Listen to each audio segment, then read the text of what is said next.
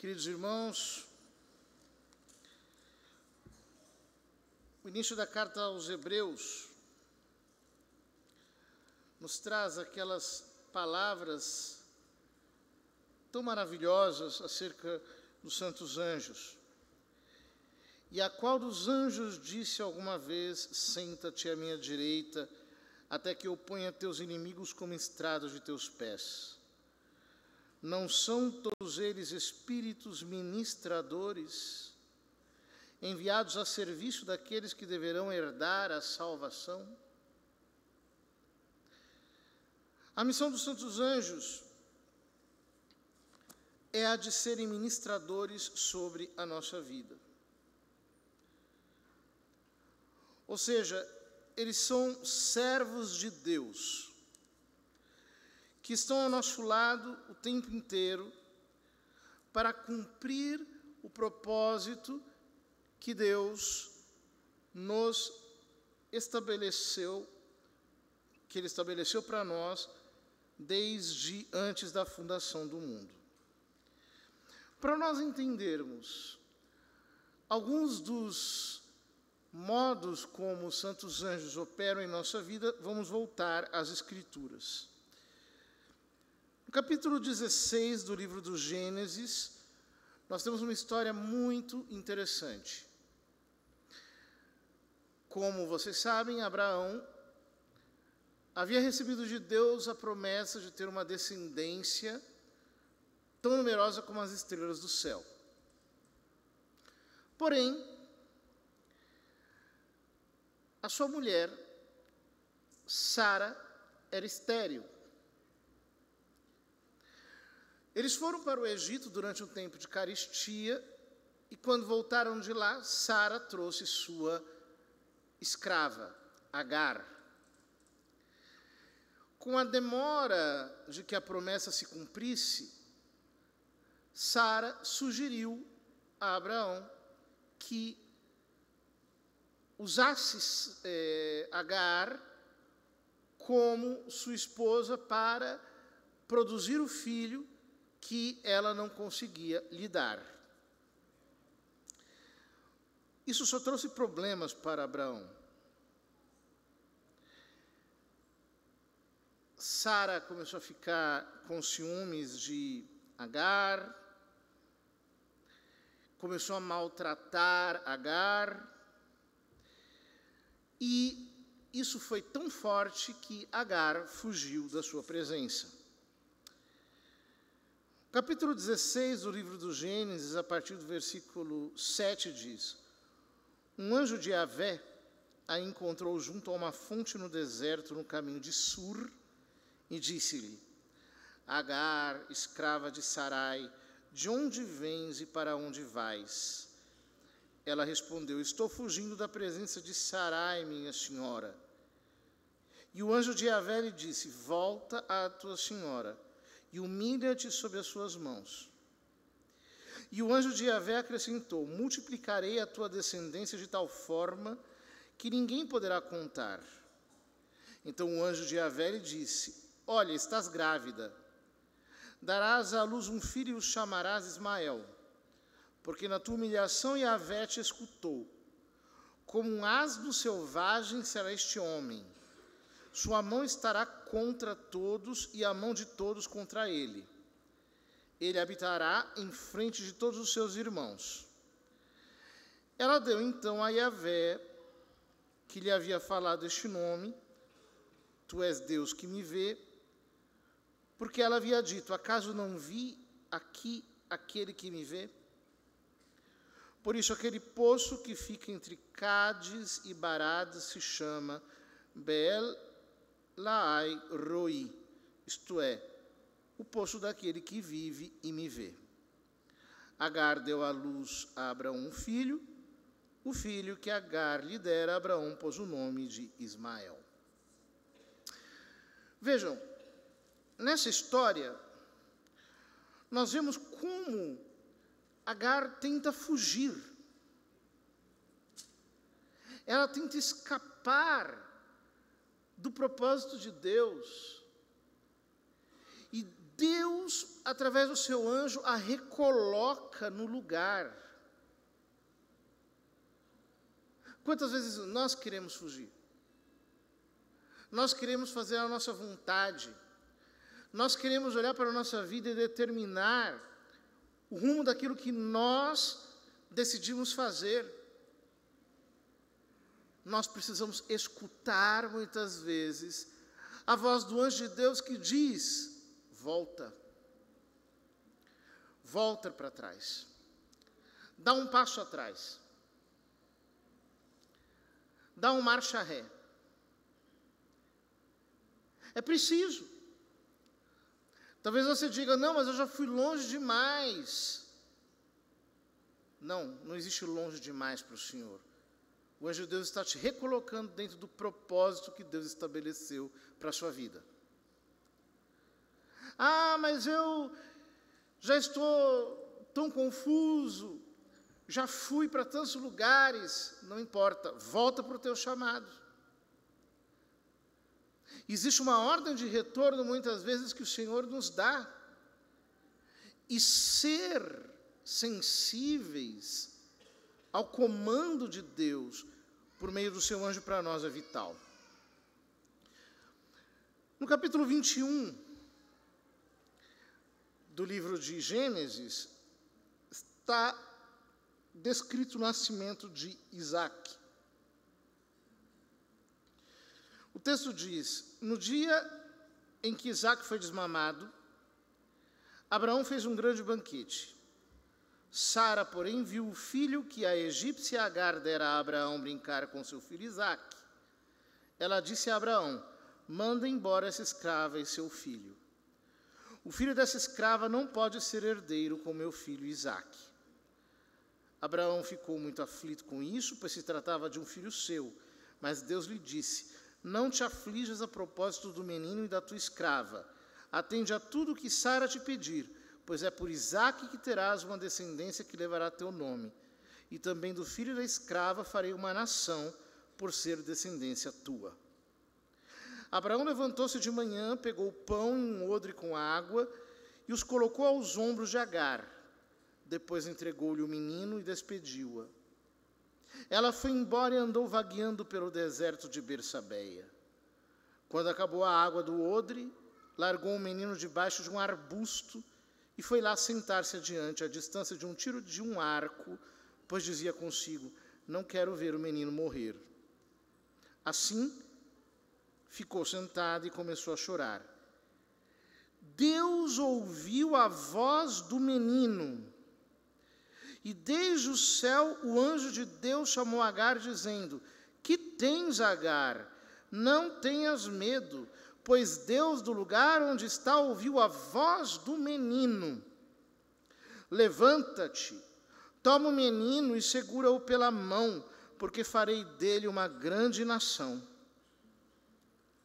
Vejam, que cena extraordinária é essa. Deus havia um propósito com Abraão através de Isaac. Por isso ele não podia permanecer com Ismael dentro de sua casa. As promessas de Deus iriam ser cumpridas através do filho de sua esposa. Mas nem mesmo assim Deus se esquece daquela criança. O texto nos diz que o anjo falou a Agar: Deus escutou a voz do menino. Veja que coisa maravilhosa quando nós ensinamos as crianças a rezar. Deus escuta a voz das crianças. Deus escuta a voz dos pequeninos. A oração das crianças tem poder. A oração das crianças move o exército dos anjos.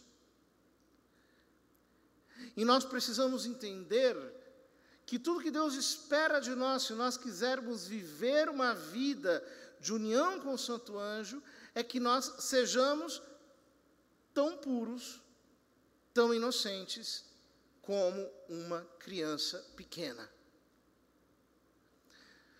Talvez você me diga: eu tenho chorado tanto, por que Deus não escuta a minha voz? Será que você não precisa ser um pouco mais criança nas mãos de Deus, ao invés de ser um revoltado que não se conforma com aquilo que Deus trouxe para a sua vida? Vejam, Ismael e Agar não estavam rebelados contra Deus, não estavam revoltados, e Deus mandou o anjo para que viesse socorrê-los. Veja, querido irmão, que Deus tire do teu coração todo espírito de revolta, todo espírito de indignação, porque quem vai resolver isso não é você, é Deus, através dos seus santos anjos. Nós precisamos apenas descansar no cuidado de Deus, nós precisamos apenas colocar o nosso coração em atenção ao Senhor.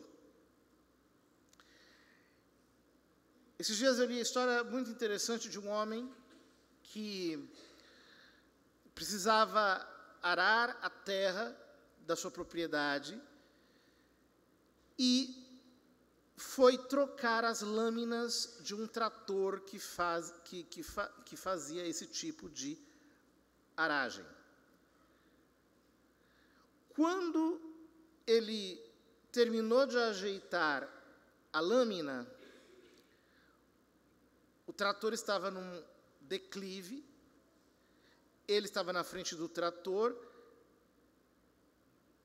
as lâminas seguraram a sua camisa, e o trator começou a descer, ele ia ser esmagado, ele ia ser enforcado,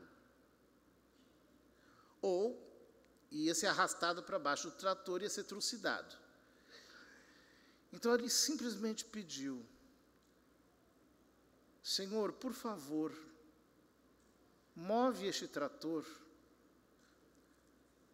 O trator começou a subir a ladeira sozinho e ele não sofreu dano algum. Quem moveu aquele trator? Os santos anjos de Deus. Nós não podemos nos esquecer que a oração simples, a oração de quem se sabe, se faz pequeno, essa oração da criança, é a oração que sobe até a presença de Deus. É claro que tudo isso nos dará cada vez mais sensibilidade para perceber a atuação angélica e, portanto, também a atuação demoníaca. No capítulo 16 de Atos, aparece uma cena muito interessante. Estávamos indo para a oração quando veio ao nosso encontro uma jovem escrava possuída por um espírito de adivinhação. Fazia oráculos e obtinha muito lucro para seus patrões. Ela começou a seguir Paulo e a nós, gritando: esses homens são servos do Deus Altíssimo e vos anunciam o caminho da salvação. Isso aconteceu durante muitos dias. Por fim, incomodado, Paulo voltou-se e disse ao espírito: eu te ordeno, em nome de Jesus Cristo, sai desta moça. E o espírito saiu no mesmo instante. Os patrões da jovem, vendo perdida a esperança de lucros, agarraram Paulo e Silas e os arrastaram à praça principal diante dos chefes da cidade. Hoje, muitas pessoas estão se deixando levar por espíritos de adivinhação.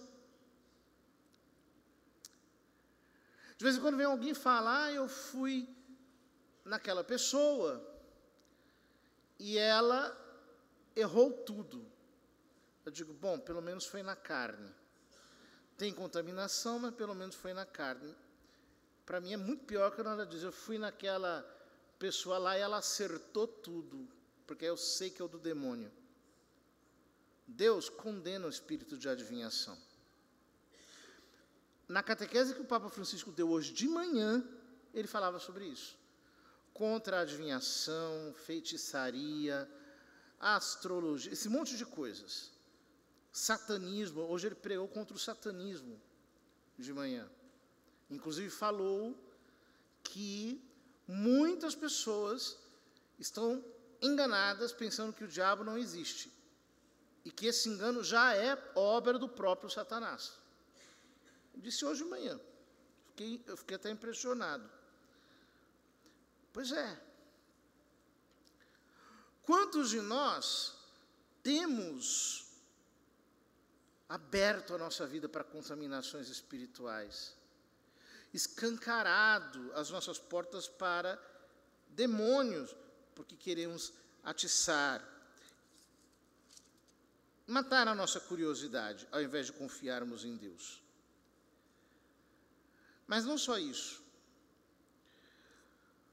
São Paulo diz em 1 Timóteo 4:1, o Espírito diz claramente que nos últimos tempos alguns renegarão a fé e se apegarão a embusteiros e a doutrinas de demônios, deixando-se iludir por pessoas falsas e mentirosas, com a consciência marcada por ferro em brasa. Irmãos, tomemos cuidado, porque assim como existe um ataque pela via do ocultismo, pela via do esoterismo, há um ataque diabólico pela via doutrinal. Falsas doutrinas sendo disseminadas por todos os lados. E as pessoas cegadas pelo príncipe deste século, como nos diz a palavra, acabam se corrompendo. Cuidado com aquilo que você escuta. Cuidado com aquilo que você ouve. Você pode estar exposto à doutrina de demônios. Na primeira carta de São João, ele diz, no início do capítulo 4, caríssimos, não acrediteis em qualquer espírito, mas examinai os espíritos para verdes se são de Deus, pois muitos falsos profetas vieram ao mundo. Eu fico impressionado como as pessoas hoje que nós temos tantos recursos, há tanta informação, se deixam enganar. Há um tempo atrás eu estava dormindo ainda de manhã e chegou um grupo de pessoas dizendo que tinham marcado um horário com o padre.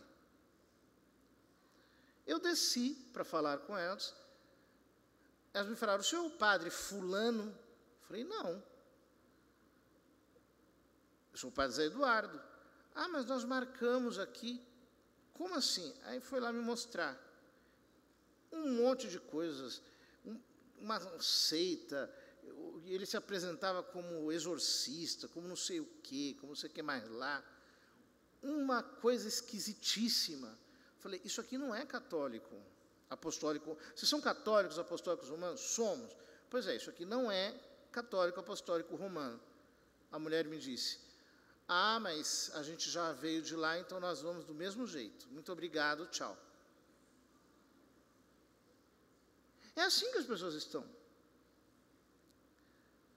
Elas se deixam levar por todo tipo de enganação.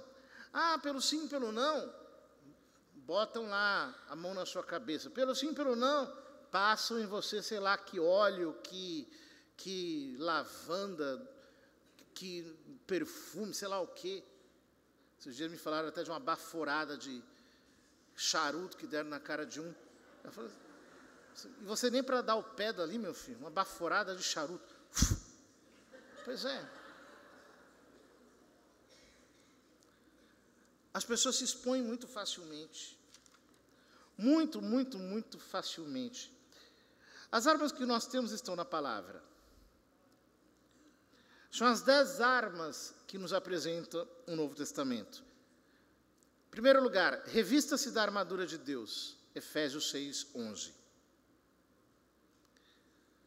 Em segundo lugar, nos diz São Paulo na segunda carta aos Coríntios, um versículo maravilhoso, que eu não renuncio a ler. ele diz: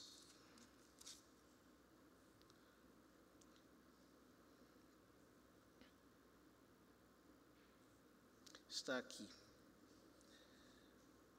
A quem perdoares alguma coisa, eu também perdoo. Se tiver alguma coisa a perdoar, já perdoei. E assim procedi por causa de vós, na presença de Cristo, para que não sejamos iludidos por Satanás, pois não ignoramos as suas intenções. Você precisa conhecer os planos do maligno, tal como estão expostos na palavra de Deus, para poder resistir aos seus enganos. Terceiro lugar, Efésios 4, 27. Que o sol não se ponha sobre o vosso ressentimento. Não deis lugar ao diabo. Não dê lugar ao diabo. Você está lá na sua casa, briga com o marido, vai se reconciliar. Porque deixou mágoa, deu lugar para o diabo. Sentimento de vingança, de raiva, deu lugar para o diabo. Perdeu a paciência, ficou nervoso, deu lugar para o diabo.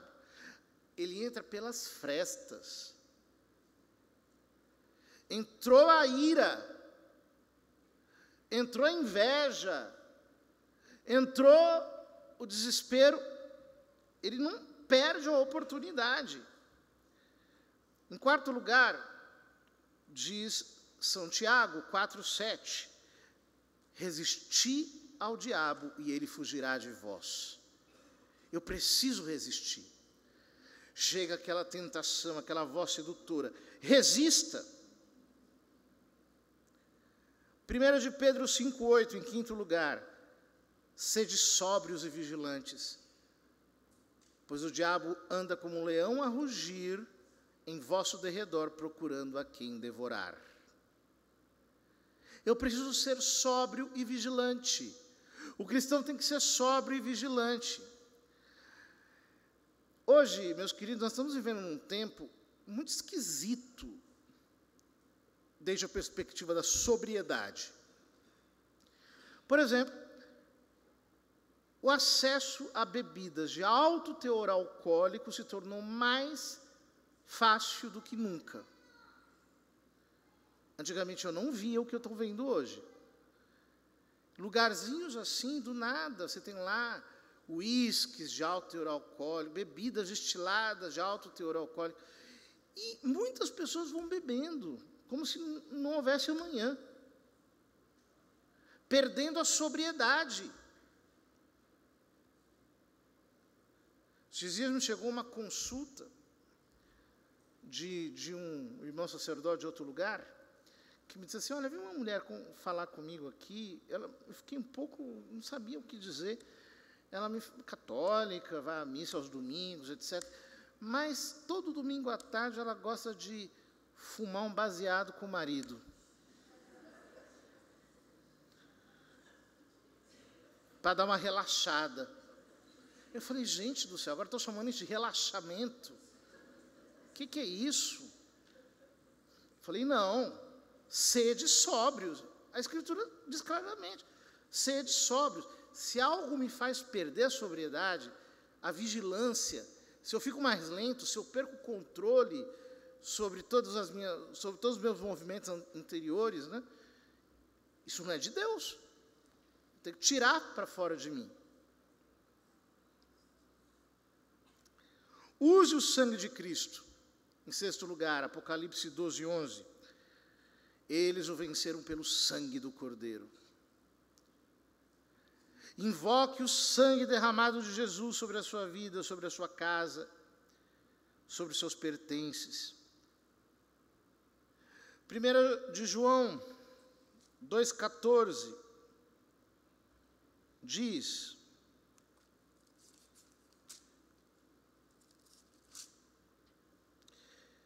eu vos escrevi, jovens, porque sois fortes. A palavra de Deus permanece em vós, já vencestes o maligno. Quando a palavra de Deus permanece em nós, nós vencemos o maligno. Ou seja, ao invés de declarar coisas ruins, como muita gente declara, comece a declarar a palavra de Deus. Comece a dizer, ao invés de dizer, nossa, eu estou sem dinheiro, digo, o Senhor é meu pastor, nada me faltará. Ah, eu estou doente, ao invés de dizer isso, diga, pelas suas chagas eu fui sarado. Ele levou sobre si todas as minhas enfermidades. Quando você troca a declaração do problema pela declaração da palavra, as coisas começam a mudar. Em sétimo lugar, Marcos 16, 17. Em meu nome expulsarão demônios. Expulse o diabo. Eu acho tão engraçado que as pessoas, às vezes, querem que eu vá expulsar o diabo da casa delas. Só que é o seguinte, eu não tenho tempo de expulsar todo o capeta da casa de todo mundo. Então, eu digo, reza você aí, reza o pequeno exorcismo. Vai, luta contra o diabo, manda embora, ele vai. Jesus disse, estes sinais acompanharão os que creem em meu nome, expulsarão demônios. Então, se nós temos fé, nós temos que, de fato, colocar a fé em obras, praticá-la. Romanos 8, 14, São Paulo diz, todos aqueles que se deixam conduzir pelo Espírito de Deus são filhos de Deus.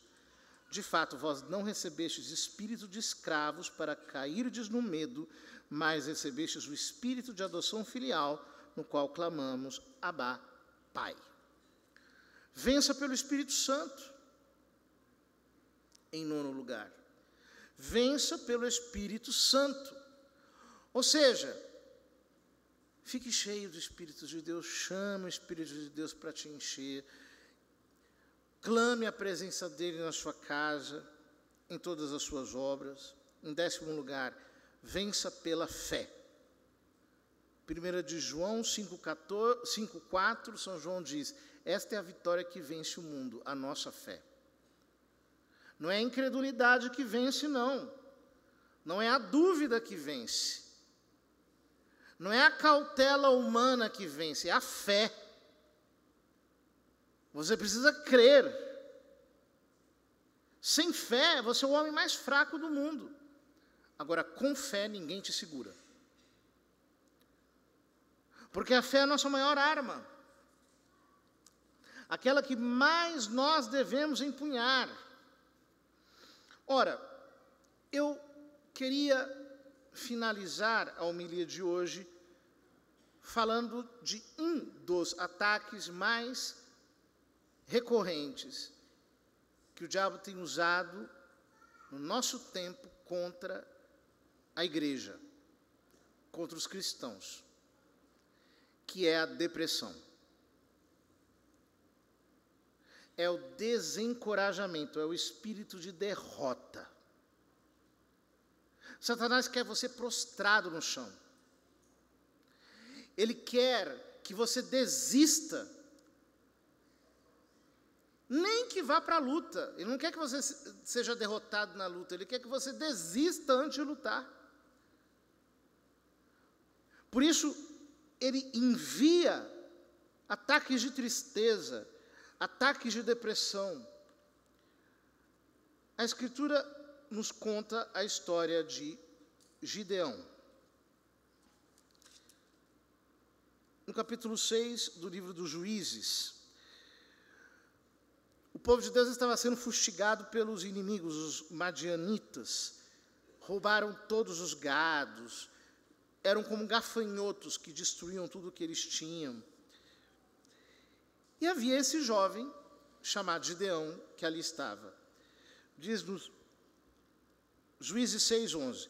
Veio então um anjo de Yahvé e sentou-se debaixo de um carvalho em Efra, que pertencia a Joás, da família de Abiezer. Gideão, seu filho, estava debulhando trigo no lagar para escondê-lo dos medianitas. Apareceu-lhe então um anjo de Yahvé e disse, Yahvé é contigo, valente guerreiro. Gideão respondeu, perdão, Senhor. Se Yahvé está conosco, por que não sobreveio tudo isso?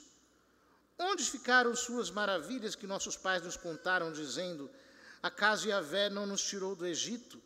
Agora Yahvé nos abandonou e nos entregou às mãos dos madianitas. Então Yahvé voltou-se para ele e disse, com a força que tens, vai e liberta Israel das mãos dos madianitas. Acaso não sou eu que te envio? Gideão replicou, perdão, Senhor, como eu poderia libertar Israel? Minha família é a mais humilde de Manassés, e na casa de meu pai eu sou o menor. E Yahvé lhe respondeu, eu estarei contigo, e tu derrotarás os madianitas como se fossem um só homem. Depois, Gideão pede um sinal, ele oferece um sacrifício. Enquanto ele oferece o sacrifício, diz o texto, o anjo de Yahvé estendeu a ponta da vara que tinha na mão e tocou na carne e nos pães ázimos. Então subiu um fogo da pedra e consumiu a carne e os pães. E o anjo de Yahvé desapareceu da sua vista. Ao perceber que era o anjo de Yahvé, Gideão exclamou, ai de mim, Yahvé Deus, porque vi o anjo de Yahvé face a face. Yahvé, porém, lhe disse, paz a ti, não tenhas medo, não morrerás. Então Gideão construiu ali um altar a Yahvé e o chamou Yahvé Shalom. O Senhor é a nossa paz. Veja, ele estava derrotado, ele estava debaixo do carvalho, debulhando trigo, com a alma enlutada, cheio de derrota no coração, achando que Deus o abandonou. Então vem o anjo de Deus e lhe diz, Yahvé está contigo, valente guerreiro. Gideão já tinha esquecido que era um guerreiro. Deus quer lembrar você nessa noite, você é um guerreiro. E é Ele que vai vencer pela sua força sobrenatural através de você. O Senhor está dizendo a você, talvez você esteja debaixo de um carvalho, chorando as pitangas, derrotado, sem coragem de fazer nada. Recebe a força que vem do Senhor. Deus quer restituir a tua paz interior. Ele quer se revelar como Yahvé Shalom na tua vida. E você precisa se apropriar disso pela fé. Não se culpe por se sentir deprimido. Não se sinta culpado por esses momentos de desânimo, porque todo homem de Deus passa por isso muitas vezes ao longo do seu ministério. Em 1 de Reis, logo depois de o profeta Elias ter matado 450 profetas de Baal, o texto nos diz, 1 de Reis 19, Acabe informou Jezabel de tudo quanto Elias tinha feito e de como tinha passado a fio de espada todos os profetas de Baal.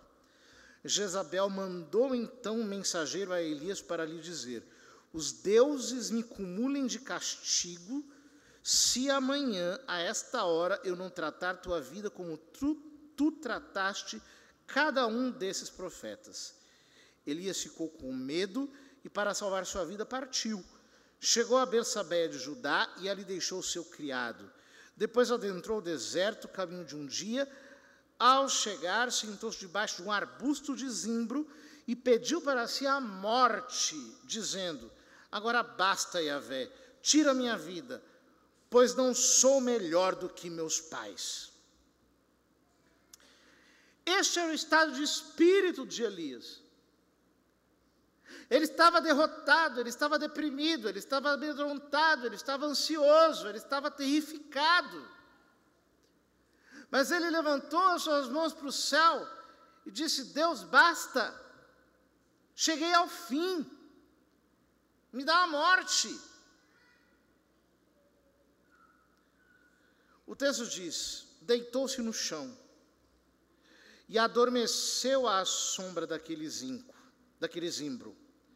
De repente, um anjo tocou e disse, levanta-te e come. Ele abriu os olhos e viu junto à sua cabeceira um pão assado na pedra e um jarro de água. Comeu, bebeu e tornou a dormir.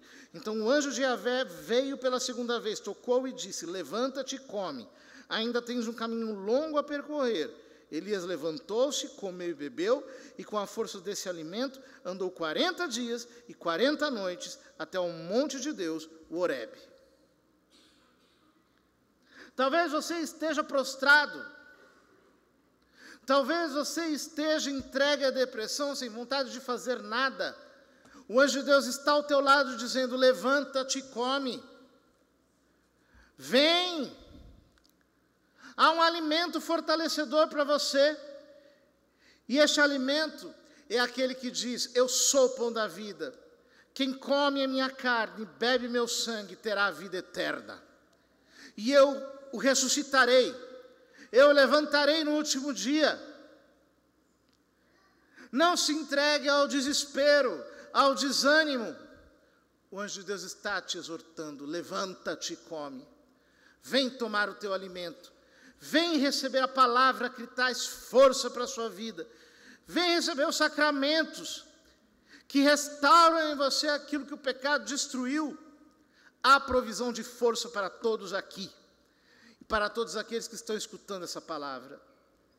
Há provisão de força do céu. O anjo de Deus está tocando no teu ombro e te acordando desse sono, porque ainda há muito caminho pela frente. Talvez você diga: não, eu acho que já estou com os dias contados, eu acho que eu já acabei, eu acho que eu já estou terminando. Lê do engano, meu querido. Há um caminho bem grande para você ainda pela frente. Levanta. Levanta. É a palavra de exortação e encorajamento que o anjo do Senhor traz para você nessa noite. Levanta. Porque ainda há um caminho longo a percorrer. E você vai chegar no topo do Horebe, a montanha de Deus, para ver a manifestação de Deus na sua vida. O que acontece? Elias sobe ao Horebe. Deus se manifesta a ele. E lhe diz: você vai ungir Hazael, rei da Síria. Jeú, rei de Israel, e Eliseu como profeta. O que acontece? Pouco tempo depois, Elias é levado ao céu, e quem executa a vingança de Deus sobre Acabe e Jezabel é Jeú, sobre o ciclo do profeta Eliseu. Eu não sei se você vai ver tudo com os seus olhos. Pode ser que não, tanto faz. Mas vai acontecer, mesmo que você não veja, mesmo que você não esteja mais aqui, mesmo que o teu tempo esteja para acabar. Deus não vai parar de agir depois que você se for. Ele vai continuar agindo para cumprir as promessas que Ele fez a você. Portanto, deixe de ficar amedrontado, desanimado, sentindo-se perseguido, solitário, sem forças e só. Levanta-te e come. Porque o que Deus vai fazer, Ele nem começou ainda a realizar. Agora é a hora de gerar pela fé e de receber pela oração. Que você possa ser fortalecido pela palavra do Senhor. E então, nada mais te causará espanto, pois é Ele que te diz: Deus está contigo, valente guerreiro. Deus está contigo. Seja valente. Deus está contigo. Você vai vencer. Você já está vencendo. Porque o Senhor é contigo. Creia nisso e nada vai te abalar.